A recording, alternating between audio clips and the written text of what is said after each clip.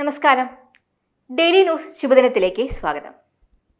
ജീവിതത്തിൽ തിരിച്ചടികൾ ഉണ്ടായതുകൊണ്ട് ഒരാളെ പരാജിതൻ എന്ന് പറയാനാകില്ല.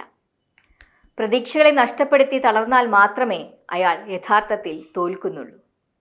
ഇന്നത്തെ ശുഭദിന ചിന്തയിലേക്ക്. ഡെയിലി ന്യൂസ് ശുഭദിനം നിങ്ങൾക്കായി അവതരിപ്പിക്കുന്നത് ജോയ ലൂക്കാസ്. പൊന്നണിഞ്ഞ പ്രഭാതത്തിന്റെ അലകളിൽ നിറയുന്ന പുഞ്ചിരികൾ, അതെ, ഇന്ന് ആഘോഷമാണ്. ജോയ ലൂക്കാസ്, ഓരോ ആഘോഷത്തിന്റെയും ആത്മാവ്. പ്രശസ്തനായ ഒരു രാഷ്ട്രത്തലവനോട് പത്രപ്രവർത്തകൻ ചോദിച്ചു, താങ്കളുടെ വിജയത്തിന്റെ രഹസ്യം എന്താണ്? അദ്ദേഹം പറഞ്ഞു, പരാജിതരും അവരുടെ പരാജയവും. അതെങ്ങനെ? പത്രപ്രവർത്തകൻ ചോദിച്ചു. അദ്ദേഹം പറഞ്ഞു, ജീവിതത്തിൽ പരാജയപ്പെട്ടവരെ കാണുമ്പോഴെല്ലാം അവരുടെ പരാജയത്തിന് കാരണമെന്തെന്ന് ഞാൻ അന്വേഷിക്കാറുണ്ട്. അവർക്ക് പറ്റിയ തെറ്റുകൾ എനിക്കുണ്ടാകാതിരിക്കാൻ ഞാൻ പ്രത്യേകം ശ്രദ്ധിക്കാറുമുണ്ട്. തോൽവിയുടെ കാരണങ്ങളെ ഇല്ലാതാക്കാൻ കഴിഞ്ഞാൽ ആർക്കും തോൽവിയെ ഇല്ലാതാക്കാം.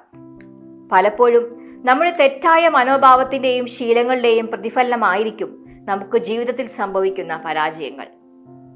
നമ്മുടെ ഉള്ളിലെ കുറവുകൾ പരിഹരിക്കാൻ കഴിഞ്ഞാൽ അതിൻ്റെ പ്രതിഫലനം ഉണ്ടാവുക തന്നെ ചെയ്യും.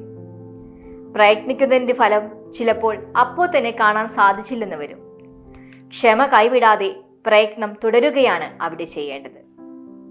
ജീവിതത്തിൽ തിരിച്ചടികൾ ഉണ്ടായതുകൊണ്ട് ഒരാൾ പരാജയപ്പെട്ടെന്ന് പറയാനാകില്ല.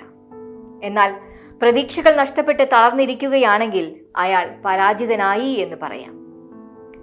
ഏതൊരു കർമ്മവും ചെയ്യുമ്പോഴും വിജയവും പരാജയവും കടന്നു വരാം.